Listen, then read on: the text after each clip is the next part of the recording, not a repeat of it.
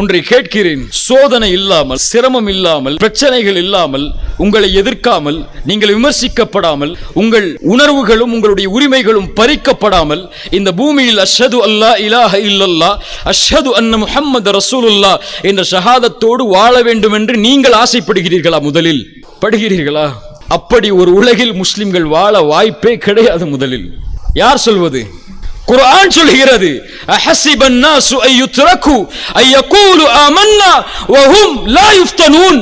ஈமான் கொண்டோம் என்று கூறிவிட்டாலே அல்லாஹ் உங்களை சோதிக்காமல் விட்டு விடுவான் என்று எண்ணுகிறீர்களா? அல்லாஹ் இதற்கு முன்னால் இருந்த சமூகத்தை எப்படியெல்லாம் சோதித்தானோ அது போன்று அல்லாஹ் உங்களையும் சோதித்து உண்மையாளர்கள் யார் உங்களில், பொய்யர்கள் யார் உங்களில் என்று பிரித்தறியாமல் அல்லாஹ் உங்களை அப்படியே லா இலாஹ இல்லல்லாஹோடு வசிக்க விட்டு விடுவான் என்று எண்ணிக்கொண்டீர்களா? குர்ஆன் கேட்கிறது.